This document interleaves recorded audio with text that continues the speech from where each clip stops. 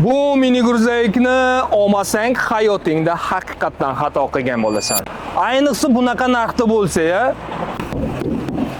furgon bo'lsa yana.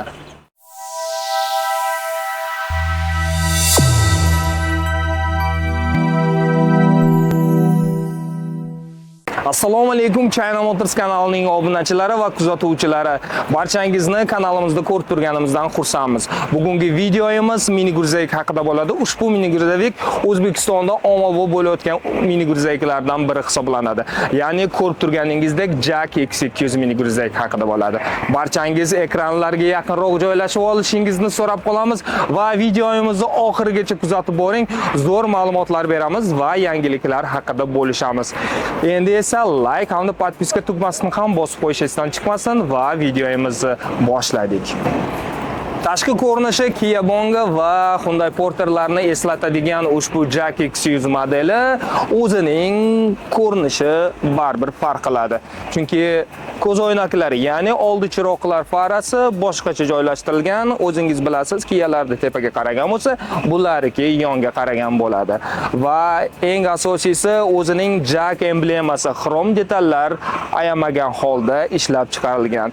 Bamper qismimizga bir marta nazar solamiz, ya'ni nomer taqadigan o'zining maxsus plastmassasi, bu tomonda esa reshotkasi, bu ham oddiy plastmassa. Lekin eng asosiysi oldi tumanga chiroqlari ham mavjud. Va bundan tashqari yoniga ahamiyat beramiz. Yonda pavorot chiroqlari joylashtirilgan, ya'ni eshikka bokovoy oynalarimiz ham kichkinadan emas, lekin undan ko'ra kattaroq bokovoy oyna o'rnatilgan. Eng asosiysi ushbu bokovoy oynamiz elektron hisoblanadi va ichkaridan tashqariga chiqmagan holda bemalol boshqarsangiz bo'ladi. Bundan tashqari ikki xil ko'z oynakka ega bo'ladi. Hurmatli obunachilarimiz, demak, Jack X200 modeli 3 xil variant bilan ishlab kelinadi, ya'ni ishlab chiqariladi. Promtovar versiyasi, hozir ko'rib turganingiz, ya'ni furgon varianti. Bundan tashqari tentovka varianti bor va bartavoy varianti ham sotuvda tayyor.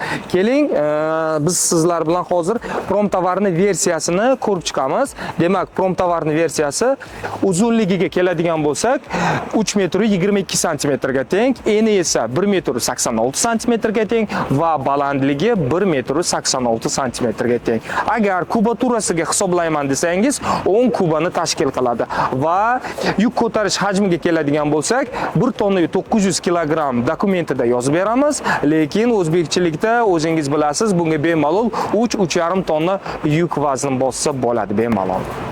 Hurmatli obunachilarimiz, keling endi promtovarni versiyani ichkari tomondan ko'rib chiqamiz. Demak, bu orqa tomondan ham eshigi bor va eng asosiysi yon tomonda ham eshigi bor. Bemalol yukka bossangiz bo'ladi. Ko'rib turganingizdek maxsus chiroqlar ham o'rnatilgan, bemalol qorong'u paytida ham yuk yuklasangiz bo'ladi. Hurmatli obunachilarimiz, demak, yuk vazn ko'tarishni aytib o'tdik, lekin buni ko'tarish uchun hadovoy qismi ham juda ham baquvvat bo'lishi kerak, ya'ni shassi qismi. Keling ko'rib chiqamiz.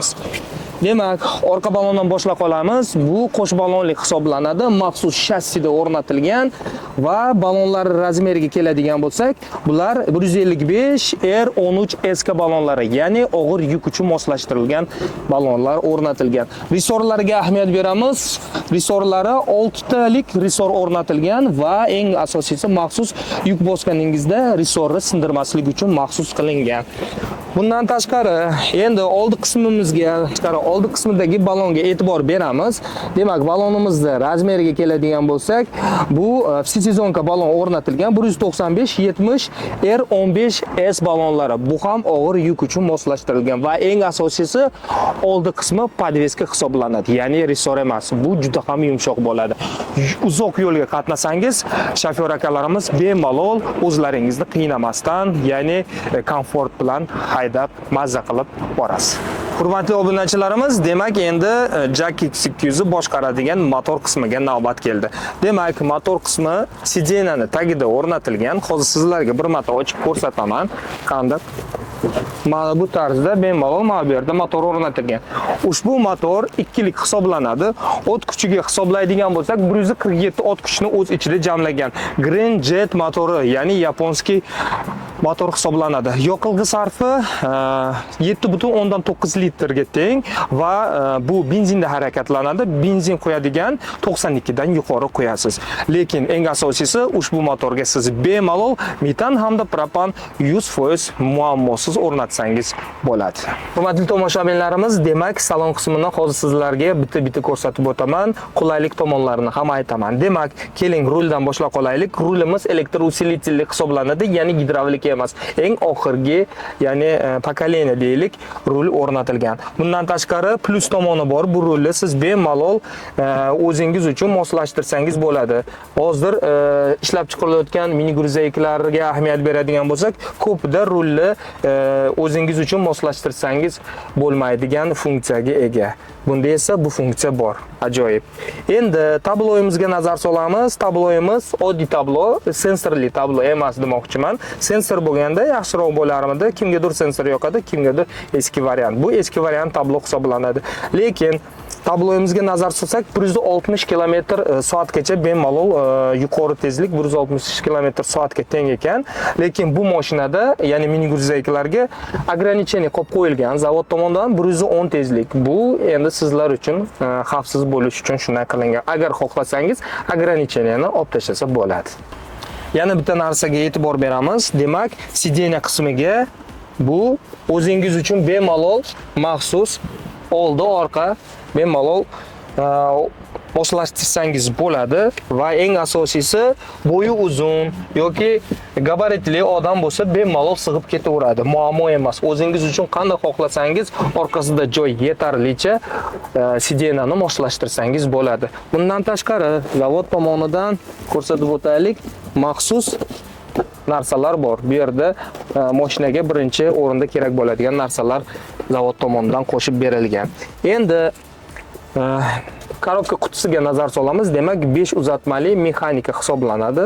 Bemalol ko'rishingiz mumkin. Ruchnikimiz juda ham ajoyib. Endi yana bitta narsaga oynamiz albatta elektronni hisoblanadi. Bitta avtomatlashtirilgan, demak bitta bossangiz bemalol ko'tariladi va yopiladi. Juda ham ajoyib. Yon bokovoy oynalarimiz ham ichkari tomondan boshqarsangiz, o'zingiz uchun moslashtirsangiz bo'ladi. Juda ham zo'r. Yana bitta detalimiz, bu ham xrom, ya'ni ruchkalarini ochsangiz bo'ladi. Bu yerda ham juda ham qimmat, nima deydi, unaqa oddiy plastik ishlatilmagan, ya'ni sifatli plastik ishlatishgan. Zo'r. Ikkita tomonda, ya'ni ikkita eshik pastki qismida dinamiklar o'rnatilgan. Zo'r.